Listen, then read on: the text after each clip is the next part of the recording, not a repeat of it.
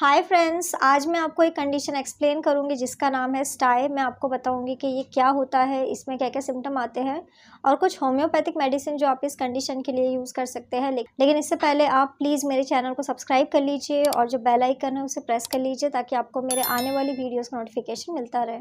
तो चलिए स्टार्ट करते हैं। सबसे पहले आखिर स्टाई क्या होता है। तो स्टाई एक तरीके का पेनफुल रेड बम्प होता है जो पर्सन की आईलिड्स पे प्रेजेंट हो सकता है। ये दिखने में बिल्कुल एक्ने पिंपल जैसा दिखता है और टच करने में बहुत ज़्यादा टेंडर होता है।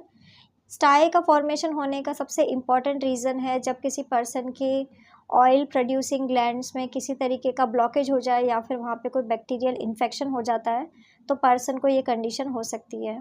स्टाइज दो तरीके के हो सकते हैं। फर्स्ट है इंटरनल स्टाई और दूसरा है एक्सटर्नल स्टाई। इंटरनल स्टाई पर्सन की आइज़ के अंदर की तरफ हो सकता है और इसके होने का मेन रीज़न है अगर किसी पर्सन को इन्फेक्शन हो रहा है इनर आईलिड ग्लैंड्स में जो ऑयल को प्रोड्यूस करते हैं तो उसके वजह से इंटरनल स्टाइज होने लग जाते हैं। एक्सटर्नल स्टाइज पर्सन के आउटर आईलिड में होने लग जाता है। ये अपर या फिर लोअर आईलिड के आउटर पार्ट में हो सकता है।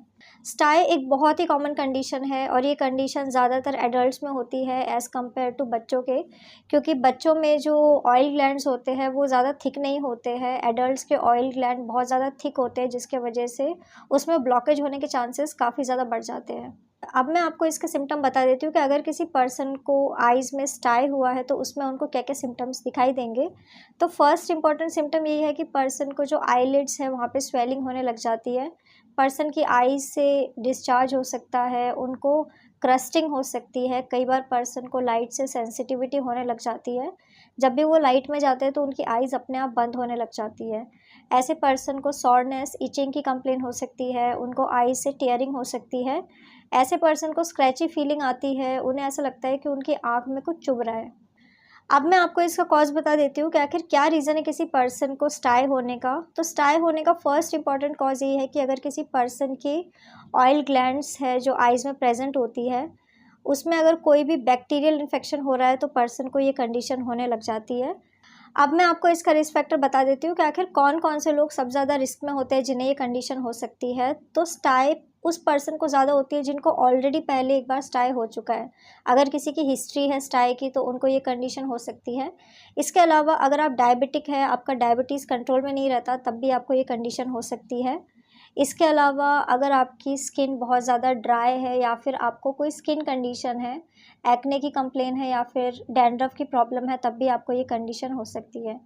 कई बार ऐसा देखा जाता है कि अगर किसी पर्सन की बॉडी में कोलेस्ट्रॉल का लेवल बढ़ रहा है, बैड कोलेस्ट्रॉल है, तो ऐसे लोगों को भी स्टाई हो सकता है। इसके अलावा हार्मोनल चेंजेस भी एक बहुत ही इंपॉर्टेंट रीज़न है। अगर किसी पर्सन की बॉडी में हार्मोन फ्लक्चुएट करते हैं तब भी उनको आइज़ में स्टाई हो सकता है। अब मैं आपको कुछ होम्योपैथिक मेडिसिन बता देती हूँ जो आप इस कंडीशन के लिए यूज़ कर सकते हैं। तो मेडिसिन जैसे कि आप यूफ्रेशिया 30 मेडिसिन का यूज़ कर सकते हैं, आप कैलेंडुला 30 मेडिसिन या फिर आप स्टेफिसेग्रिया 30 मेडिसिन का यूज़ कर सकते हैं। ये सारी की सारी मेडिसिन आपको 4 ड्रॉप दिन में 2 बार डायरेक्ट अपने टंग के ऊपर यूज़ करना होगा। सो फ्रेंड्स, ये था स्टाई। मैंने आपको बताया कि ये क्या होता है, इसमें क्या क्या सिम्टम आते हैं, इसके कॉज क्या है और साथ ही साथ कुछ होम्योपैथिक मेडिसिन जो आप इस कंडीशन के लिए यूज़ कर सकते हैं। तो अगर आप किसी भी कंडीशन के लिए मुझसे कंसल्ट करना चाहते हैं तो आप मुझे मेरे व्हाट्सअप नंबर पे मैसेज कर सकते हैं, मैं आपको रिप्लाई करूँगी।